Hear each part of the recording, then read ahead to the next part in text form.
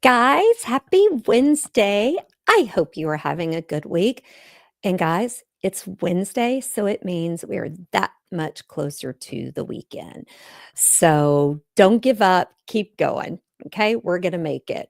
I am Terry True Crime, and welcome to Midday Missing, where we highlight current missing person cases that need more attention. Now, Midday Missing is part of TCWT Media, and Midday Missing, we are dedicated to raising awareness for missing person cases. We are live every Monday and Wednesday at noon Central and 1 o'clock Eastern. Now, our main show, True Crime and Wine Time, now airs every Thursday at 8 p.m. Central, 9 p.m. Eastern. And True Crime and Wine Time offers a weekly deep dive into shocking true crime cases, perfectly paired with wine, beer, a cocktail, who knows. Now, this week, guys, we will cover the case of the pastor, his wife, and a deadly secret. The truth behind Christy Evans' crime. Guys, it's one of those bunny boiler situations, okay? So you need to check us out. Now, we are doing a very limited time live series every Sunday evening as we dive into the confusing and insane story of the Zivzian cult because we're exploring their radical beliefs and a very disturbing tale of violence and a shocking body count, guys. So tune in on Sunday, 8 p.m. Central, 9 p.m. Eastern. If you haven't seen the other episodes or listened to them, you're going to want to go back and listen or watch those before this week. For those of you, I will warn you, the first several episodes were very long.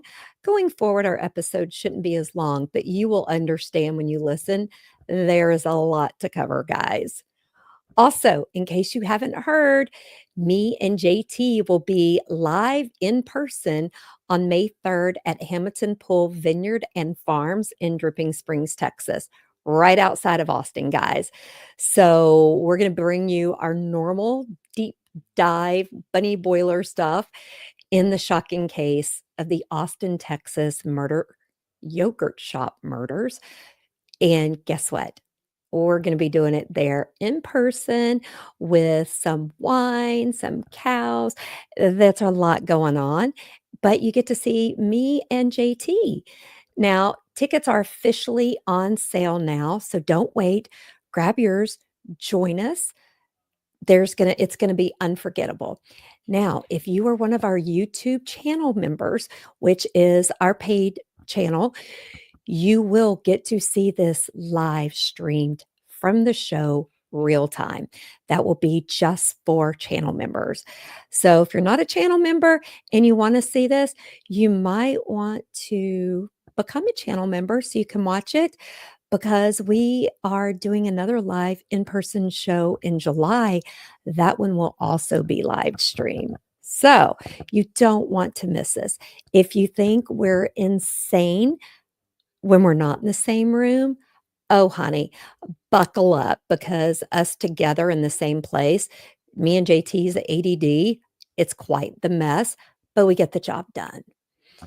Now, before we get into today's case, I want to give an update from a case we covered on Monday. Okay. We mentioned that a body had been found last week, but the remains had not been identified. Guys, the remains have been identified as Amanda Grzycki. So, if you remember, she vanished from Derry, New Hampshire in March 2020. Her remains were located last week in a marshy area. I cannot talk today. Maybe I should drink some water.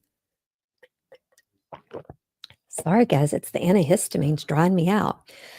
But she was located in a marshy area of Hoodcroft Country Club.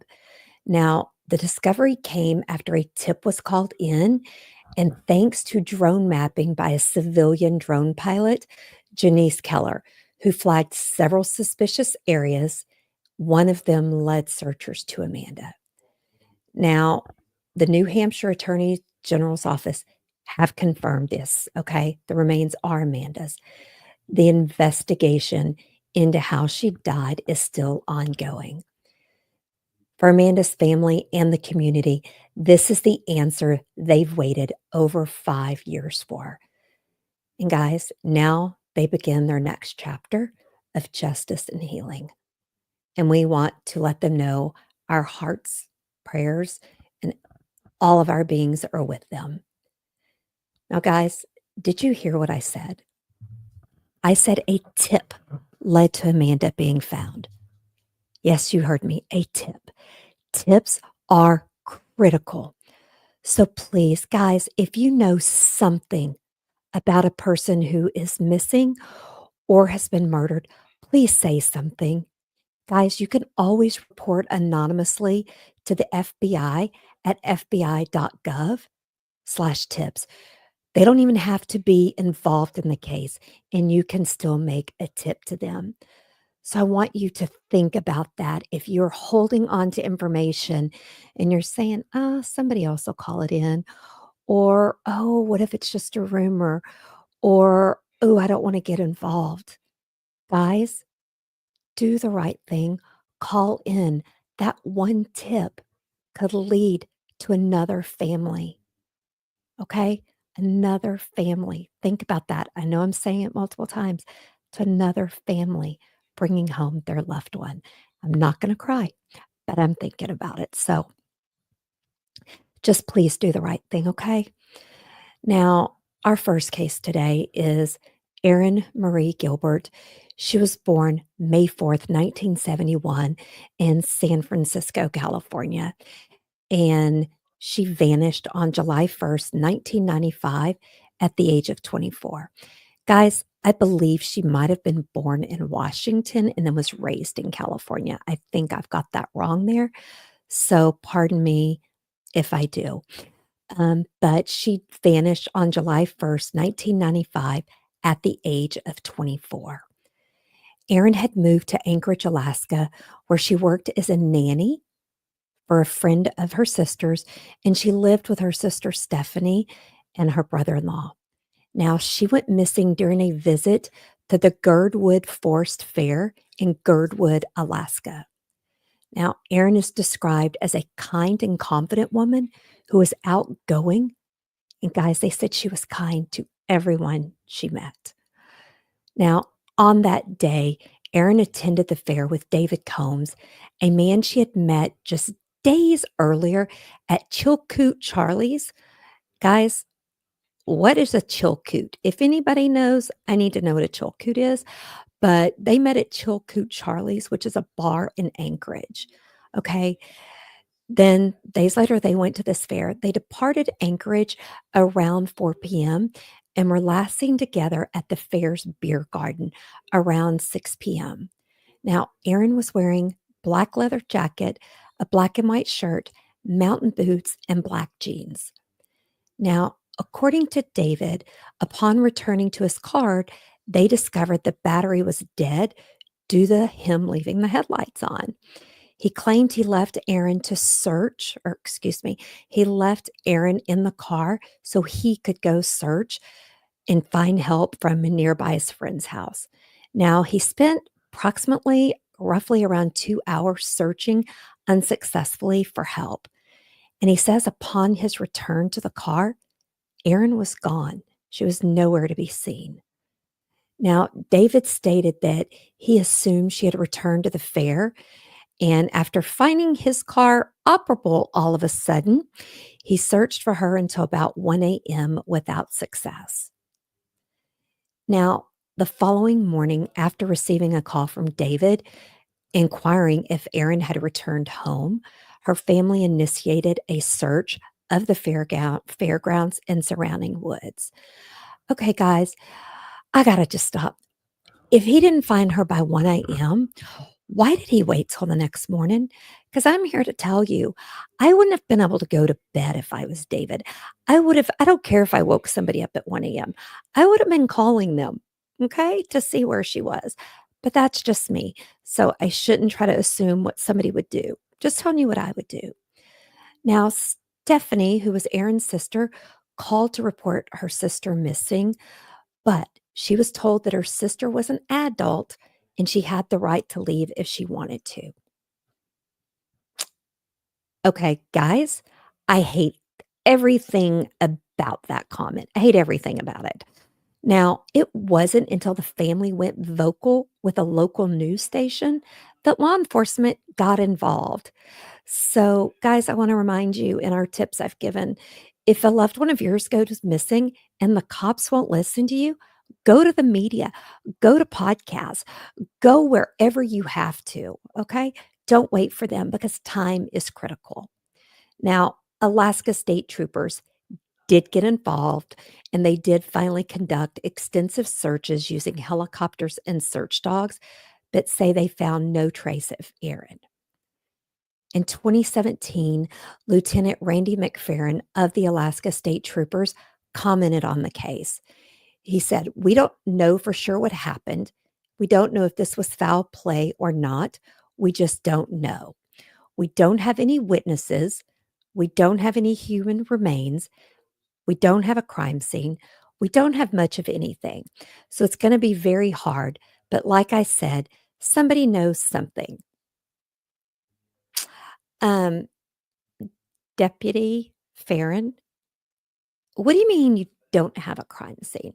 I'm going to just go and say, hopefully they're holding information back, but I want to know, did they check David's car? Because what if something happened in that car? I mean, there was a fair going on. Did you not try to put out an announcement to the area saying, "Hey, if you were at the fairgrounds at this between this time and this time, or if you were parked in this area, did you see anything?" There's got to be witnesses out there. So I am saying if you were at the fairground in Girdwood, Alaska, okay, during this event, please call the police if you saw anything. Stop and think back. It's been a while. Stop and think back. There is a reward. So at that time, Erin's family offered a $35,000 reward for information leading to her whereabouts. Now, over the years, Erin's disappearance has been the subject of various media coverage, including a 7-episode podcast series by Alaska Unsolved in 2019 and an episode by the Vanished podcast in 2020. I'm going to tell you guys, go listen to it. I am going to go listen. I didn't want to listen before I did Midday Missing. I'm going to go listen because I have so many questions about this and might need to do a deep dive. Now, it has been over 28 years since Erin's disappearance. Okay. Her family continues to seek answers, and they do maintain a Facebook page titled Finding Erin Marie Gilbert. They share information, they also gather information. Guys, Erin's case remains unsolved, and authorities urge anyone with the information to come forward and help bring closure to her family. Please contact the Alaska State Troopers at 907 428 7200. Or if you want to stay anonymous, you can reach out to the fbi.gov/tips or set up a fake email address and email me at terry@tcwmedia.com.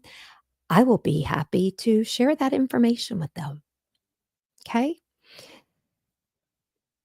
I just wanted to, I mean, my head is spinning about this case, and I really want to go down some rabbit holes because that tale is, I have so many questions and so many suspicions. So I'm trying to remember this is Midday Missing. This is not true crime in one time. I'm not diving deep into what happened, but just know, keep an eye out. There might be a follow up to that case.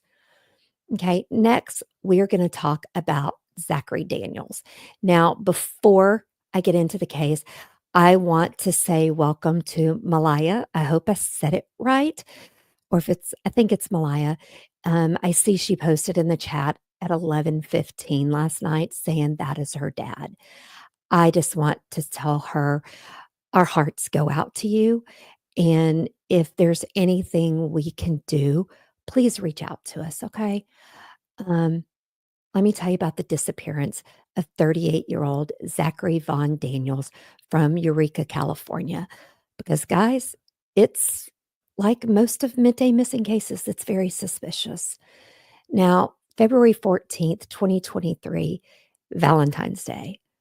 For many, a day of love and connection.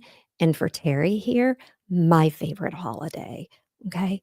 But for the family of Zachary Daniels, it marks the last day they heard from him. Ugh. Zachary was a man who was living a transient lifestyle at the time in Eureka, California. He cashed his final paycheck from his job at the Mitchell Grove wedding venue on this day, and he has not been seen since. Zachary was born on September 17th, 1984, and he grew up on the East Coast, and he does have family in South Carolina. He is described as a white male with brown hair, brown eyes.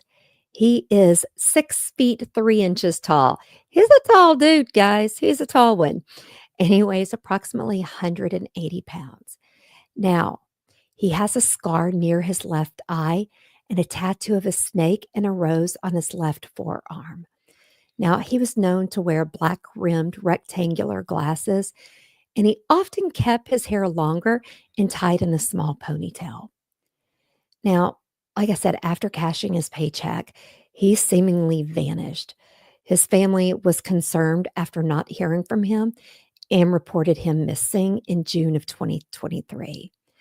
Now, in a crazy turn, on July 24th, 2023, Zachary's vehicle, a silver Mazda Protege, was found being driven by an unlicensed individual. The car was subsequently towed, but Zach remained unaccounted for. And the driver claimed to have seen Zachary just a week prior, but no further leads have emerged. Guys, when I told you this was a suspicious case as well, I mean, all of our missing person cases shock me and how somebody can just disappear. But to find somebody driving a missing person's car, I have so many questions. Guys, this is why I need to get my PI license so I can spend time working these kind of things. Now, Zachary's transient lifestyle in the Eureka and Humboldt areas adds complexity to the investigation. Guys, we talked about the Humboldt area. I forget whether it was on Midday Missing or on True Crime and Wine Time. That area has a lot of problems.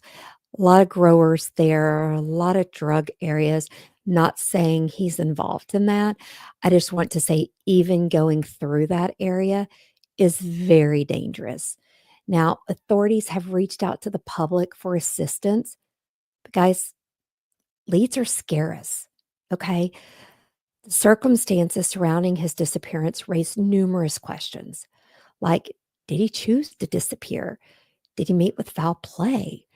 Or did something happen to him and he is suffering a mental health concern?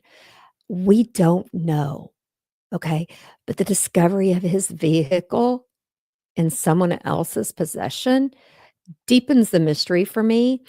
And I want to go down a rabbit hole. I want to know who had the vehicle, where they are, did they have a record, have they been talked to? I got lots of questions. Okay. Now, Zachary would be in his 40s. His family continues to seek answers and holds out hope for his return.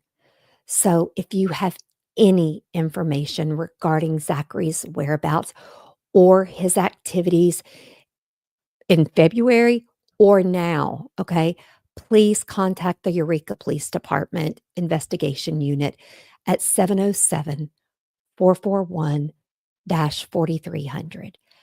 Also, guys, please share our missing person flyers. Don't just share them to your Facebook page or your Instagram or your TikTok. Go share them on communities in those areas. Or if you know somebody that lives in California, tag them so they can share it. Let's help bring these individuals home, okay? Now, I know y'all have gotten used to me giving you tips. Today, I'm not going to give you a tip. Today, I want to tell you about Lisa Arras. I think that's how you say it. And Lisa was born in Australia and is now a New Yorker. And she says she's a New Yorker at heart. And I'm sure you're all sitting there wondering, why in the heck is Terry telling us about somebody named Lisa who's not missing? Well, let me tell you, Lisa is beyond amazing. Okay. Lisa is walking 3,000 miles from Los Angeles, California to New York City to raise awareness for suicide prevention and awareness. And she wants to shift the conversation from mental illness to mental fitness. And guys, I love that. And I am going to start trying to do my part and use mental fitness. Now, Lisa set out on her journey on January 10th, 2025. And as of today, March 26th, she is in my home state of Texas. Now, considering how big Texas is, I suspect she will be walking across Texas for a couple of days. Now, I was introduced to Lisa because of one of my childhood friends who grew up across the street from me. Her son went to school with Lisa's son and they became friends. So I want to tell Selena, thank you for bringing Lisa to my attention. I spoke with her this morning. And when I say she's lovely, I mean she's lovely. Um, I I need to get Lisa on the show. I'm either going to bring her on True Crime and Wine Time, Midday Missing, or a special show. I'm going to do something. Okay. I need y'all to hear more about this woman. Now, this is a personal journey for Lisa. She lost her husband 16 years ago to suicide. Her husband was one of the amazing people who worked 9/11. Now, Lisa was left to handle the tragic loss of her husband. But guys, she also had a 6 and 7-year-old to support and help through their grief and to raise as a single mom. And she found out there is not a lot of resources out there. So Lisa wants to spark conversation around mental health and how it affects everyone. Guys, did you hear me? Everyone. Okay. Especially when it comes to suicide. Okay. While talking with Lisa, she told me that she also wants to try and teach people to be active listeners, not fixers. And I wished I would have written down exactly what she said, but this is kind of the gist. So she said basically, if someone comes to you with an issue and you don't know how to fix it or you don't know how to help, it is okay to look at them and say, I don't know how to fix this, but I am here and I will sit here with you as long as you need me to. Guys, this was so impactful to me. And I just got goosebumps again because I think we're all so busy in our life. We're like, yeah, I can't help with that. Good luck. Give them a hug. Best wishes. I'll think about you. But how that changes things if you say, hey, I can't fix it, but I can sit here and be with you and listen to you. Or if you need to sit here and just be quiet, I'll sit here as long as I need you to. That is powerful. I mean, that is powerful. So if you want to follow Lisa's journey, you can on keepmepostedtoday.com. Now, she updates her website several times a week. She has a section with her musings, and there is one musing that I am going to read after we go live today because my understanding it is very emotional and very impactful. It's about Laura's story. I'm looking at my notes. Yes, Laura's voice. She is a 9-year-old who committed suicide, and Lisa met her family member along her journey and shared it on her site. Another thing Lisa shared with me, she talks with people on the phone. If you wanna call her, you can, who've lost someone to suicide. She said when the walking's tough, she will find that she's walked double the miles when talking to someone because she forgets about the pain in her feet and stuff, and she's just being there with them, okay? So, I would love if y'all would go follow her, keep up with her, read Laura's voice, let me know what you think. I might ask Lisa if it's okay to share the story on here after I read it. It may be one of those ones I can't read without crying. Whew, just thinking about that kinda journey and what she's been through is so impactful because I personally feel we need to send Lisa a pair of wings to wear because she is truly an angel for what she's doing, not just the walking 3,000 miles, but by actively raising awareness and helping change people's tunes. Okay. Now, I want to thank you all for joining me today. And I hope to see you on Monday for our next episode of Midday Missing. But don't forget, we will be live, me and JT, tomorrow night for True Crime and Wine Time about a pastor's wife. So I guess buckle up, grab your pearls, grab your crucifix. It's going to be something. Okay. Now, go follow us on social media. Our Midday Missing is where we share missing person flyers and missing person cases and updates. True Crime and Wine Time is where we chat about everything. Okay. And share a lot of stuff there. It's our main page. Then, if you want to know more about me or follow more of my craziness, you can follow me at Terry True Crime on all of the socials. And remember, you can catch True Crime and Wine Time and Midday Missing on our YouTube channel.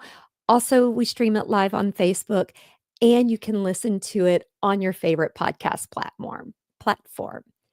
Also, if you know of or have a loved one missing and are interested in having their story featured on an upcoming episode, or join us for a live interview, please email us at amy@tcwtmedia.com, or you can send us a DM on our Facebook page, my Facebook page, or on any of the socials.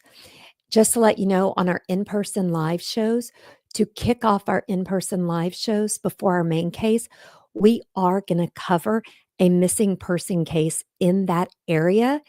And I will also personally print and provide flyers to hand out. We want to do our part and help do that. So, guys, as always, please stay safe, stay aware, and guys, if you know something, say something. Let's help these families bring their loved ones home. Okay? It's time for their nightmare to end. Bye, guys.